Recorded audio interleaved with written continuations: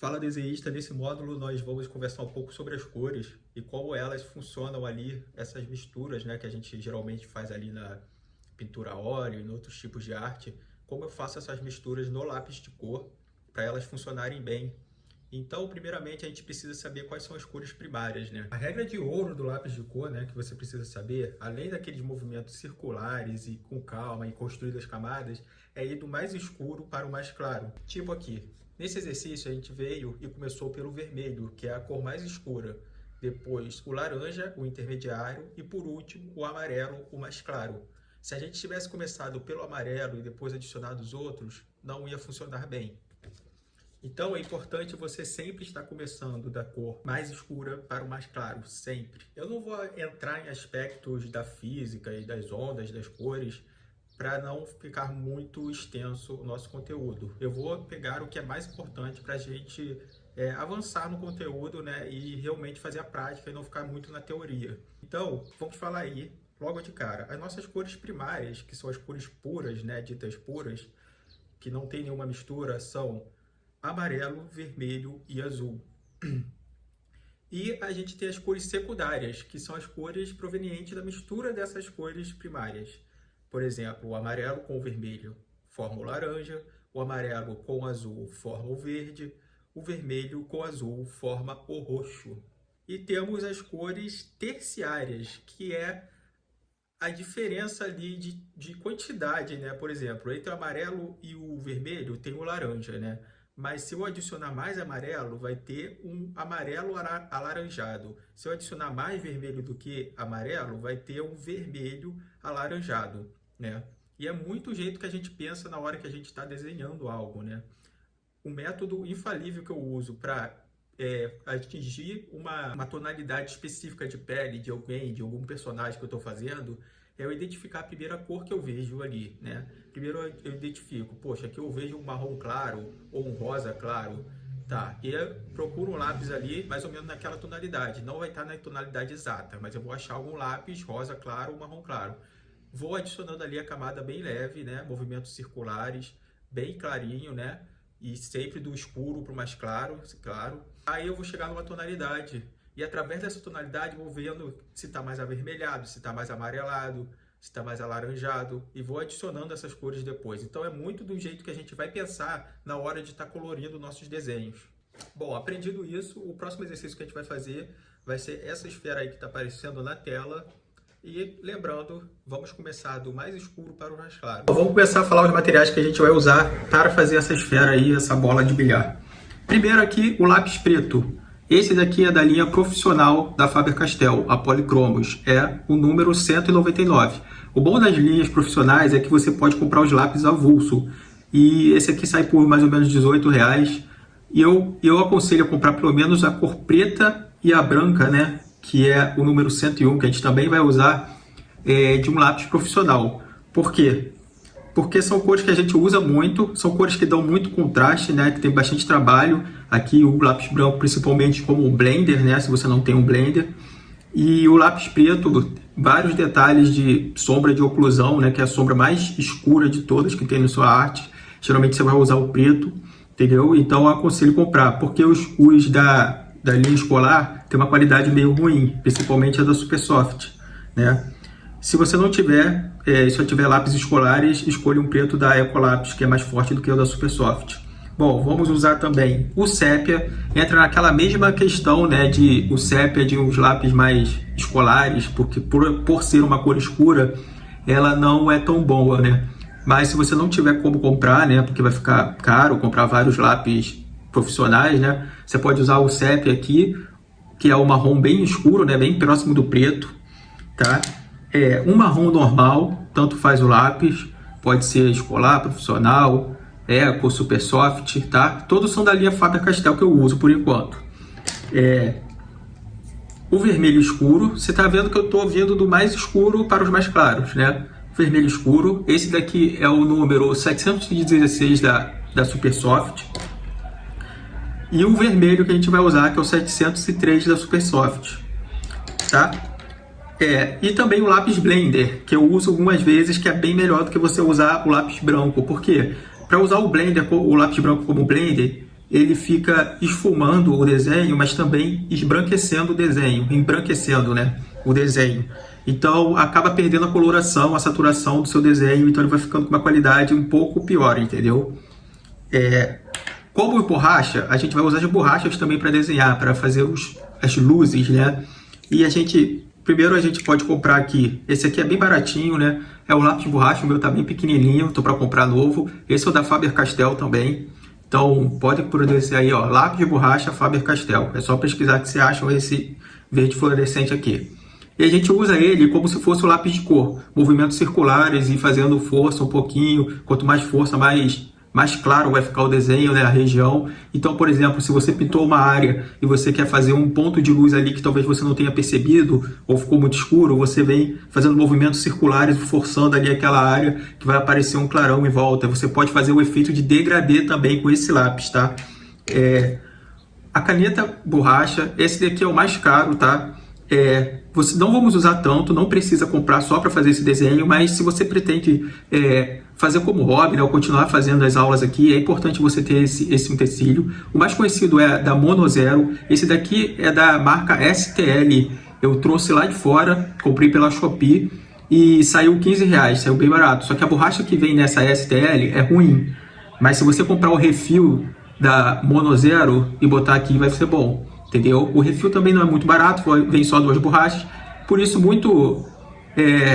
pense bem antes de usar essa borracha, porque ela é muito cara e ela tem uma força que você não encontra em outras borrachas.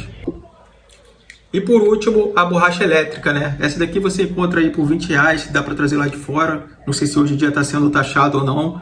É uma borracha com motorzinho elétrico, então ela serve para dar pontos de luz, né? Aquela luzinha que tem aqui no olho, ó, brilhando, ó, a gente vem, só dá um encostãozinho assim e tira toda a tinta do local que tá para ser iluminado, entendeu? Então ela para aquele brilho bem intenso, entendeu? Dá para fazer textura? Dá, mas isso a gente vai aprender mais para frente, quando a gente estiver falando de texturas de pele. Essa esfera, eu não quero que você se engane pensando, pô, isso aí é muito fácil, uma esfera e tal. Vai trabalhar as misturas, vai trabalhar a sua percepção de onde está mais claro, onde está mais escuro, a sua percepção fina, né? Não é só aquilo que a gente vê logo de cara. Pô, eu vejo logo uma sombra enorme aqui do lado direito dela, mas uma luz aqui central que é um branco total. Mas e esses detalhes de reflexo na bola, né? Porque ela é uma bola bem lisa, então ela está refletindo o redor dela, está refletindo o teto ali, que fica mais escuro, entendeu? Eu quero que vocês tentem captar tudo isso e tentar... O esboço a gente vai fazer ali com a ajuda de algum objeto esférico, que você vai pegar e fazer a esfera para ela ficar bem redondinha mesmo. A sombra ali também você vai fazer manualmente e vou ajudar vocês a como separar as partes ali do desenho no esboço, entendeu? Eu uso a técnica de as partes de luz e sombra, eu botar destacado com pontilhado, né, com linha tracejada, para ficar melhor, para não confundir com outra parte que realmente é marcada e tal. Então vamos lá ver. Como vocês podem ver aí, eu usei o bonequinho para fazer a bola, a sombra eu fiz à mão livre mesmo, e agora eu começo a tracejar ali as partes de luz e sombra, né? A inclinação não ficou perfeita, mas o objetivo aqui é só destacar o principal. Agora o que eu penso? A partir daqui eu vou ter que começar a pensar já em colorir, sempre pensando do mais escuro para o mais claro. Eu penso qual é a área mais escura que eu tiver nessa bola. Eu vejo essa região daqui, de baixo, né? E essa região daqui também. Vamos começar por essa região daqui primeiro, né? Que é dentro é dentro do corpo da bola, né? E aqui fora é mais parte de sombra do chão e tal. Eu já vejo aqui que vai ser uma mistura de sépia, né? Porque eu não vou ter essa cor vermelha escura desse jeito. Como eu não tenho essa cor desse jeito, bem escura, eu vou fazer uma mistura. E para fazer essa mistura, eu tenho que começar da cor mais escura para mais clara. Então eu vou começar da cor sépia, tá? Essa cor sépia, ela é muito usada em tons de pele, né? Nas áreas de sombra da pele, tanto de pessoas brancas quanto de pessoas negras. Então é uma cor muito importante. Você não deve ficar usando preto para tudo em pele, sim o sépia. Aí eu fiz essa área aqui com o sépia, né? Agora eu vou vir com o marrom, tá? O marrom, esse aqui é o marrom normal, ou café forte. e vou continuar fazendo esse sombreamento que eu não alcanço de coloração com o vermelho, porque eu não tenho um vermelho mais escuro. Então, com esse marronzinho aqui, eu vou completando e fazendo o sombreamento dessa bola, tá? Repare que eu usei o sépia para fazer essa sombra destacada como está na figura. Uma área bem mais escura e meio que separada do resto da sombra. O que não acontece nessa sombra transversal que atravessa a bola, onde a parte mais escura é ali no meio e ela vai esfumando, né? Então você vai fazendo degradê para baixo e para cima com o marrom. É importante você apontar bem o seu lápis, movimento bem leve em cima da folha, né? E a gente vai completando os espacinhos que ficaram meio em branco, meio sem completar ali no degradê, entendeu? Né? Sempre do mais escuro para o mais claro, até no degradê que a gente está fazendo, manter essa regra, entendeu? Vindo da área mais escura aqui em cima e descendo para mais clara, deixando a mão mais leve, né? Para fazer esse volume. O volume e o formato ali da luz já deve dar para ver de você fazer essas primeiras camadas de cores mais escuras, entendeu? Que eles que vão dar o volume ali da sua esfera. As outras cores só vão dar a cor que é a esfera, né?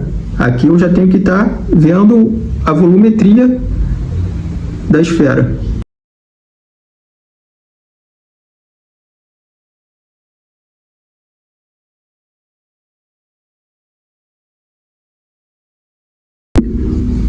Agora a gente vai vir adicionando o vermelho. Estou usando o 703 aqui da Supersoft.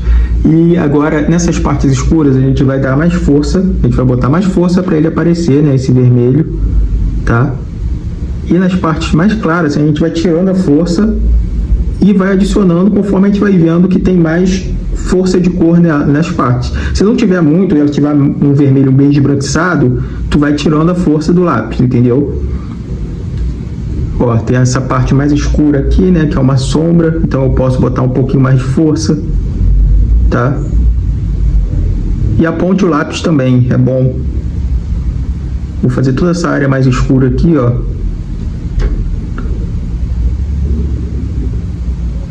Vou dar mais pressão aqui nessa parte. Depois eu venho ajeitando a tonalidade. Se tiver muito escuro, uma parte muito clara, eu quiser melhorar esse realismo, eu venho com a borracha especial para isso, que já vou mostrar, adicionando luz, tá? Aí aqui, ó, nessas partes que estão mais degradê, você vai fazendo o degradê junto com o que já está por baixo. Aqui é um pouquinho mais forte e aqui é um pouquinho mais fraco. Então continua esse degradê que você fez, né? Porque isso que é o volume ali da bola. Se você só passar forte por cima, não vai fazer sentido isso aqui, vai meio que sumir essa volumetria, entendeu? Então a gente não quer que suma a volumetria da bola. Então a gente continua fazendo o mesmo degradê que a gente fez antes, né?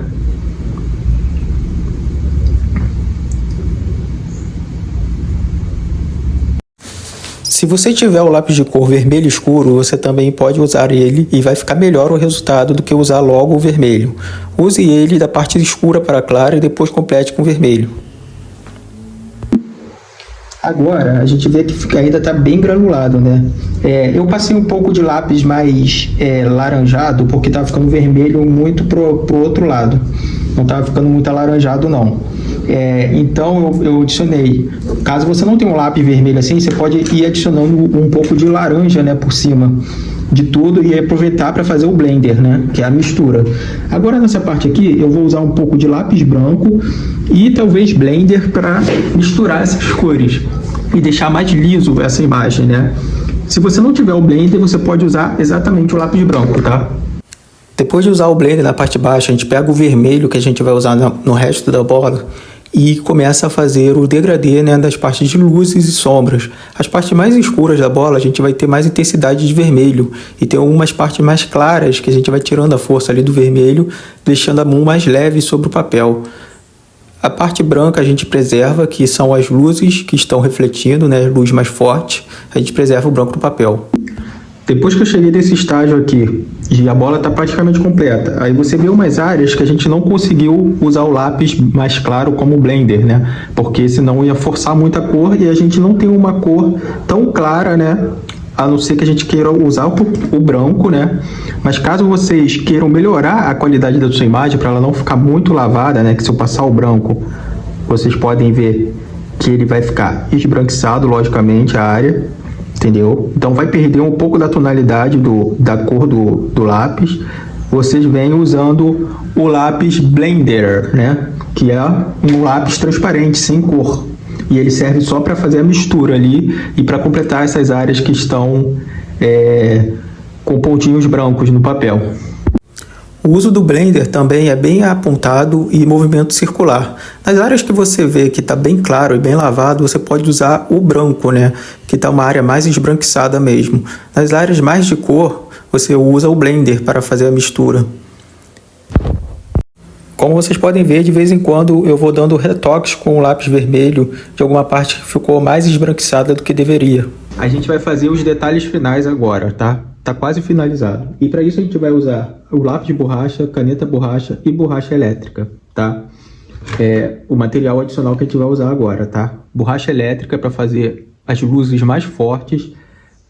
O lápis de borracha para fazer aquelas luzes tipo essa daqui, ou dar uma clareada, né, na área. Fazer um degradê, né, que também tem como fazer, que a gente usa como se fosse o lápis de cor, o lápis de borracha. E a caneta borracha para fazer alguns traços de luz, né? Alguns riscos de luz. Que aqui, no caso, tem mais aqui, né? Aqui em volta, essa linha aqui, ó, eu posso reforçar, tá? E reforçar alguns pontos de luz também. Essa é a hora que você tem que ser detalhista ao extremo no seu desenho.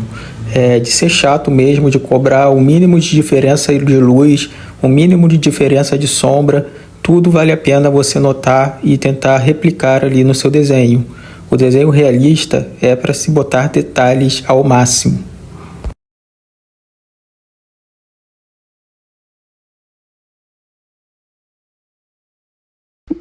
A partir daqui eu vou começar a focar na sombra e seguindo a mesma regra que eu sempre falei, do mais escuro para o mais claro. Então a parte mais escura dessa sombra eu vejo aqui embaixo, né, bem perto da bola.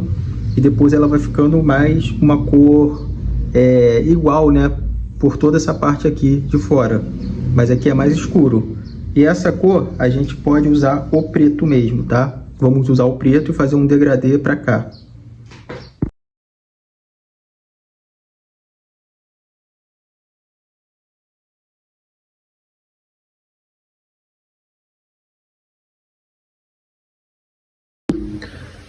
Agora, gente, depois de fazer o degradê aqui com o preto, eu vou usar esses dois lápis dessas cores aqui, que é o 768 da Supersoft e o 782, né? O 782 é o mais escuro e eu vou começar nessa parte mais escura aqui, fazendo um degradê até vir, e depois eu vou completar com o 789 para finalizar a borda aqui. Por que eu estou usando essas cores dessa cor meio bege? Porque minha folha é meio bege, então a sombra que eu fizer nela vai ficar um bege mais escuro, tá? Então, sua folha sendo branca, você pode usar tons de cinza escuro e cinza claro, tá bom? Vamos fazer.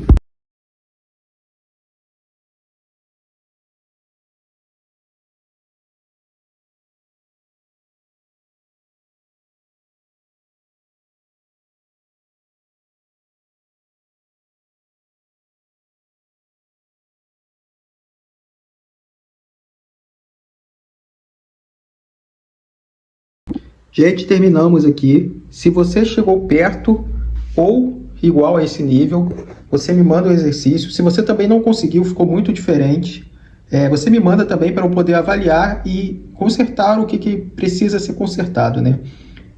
Para eu avaliar e ver o que você precisa melhorar, tá?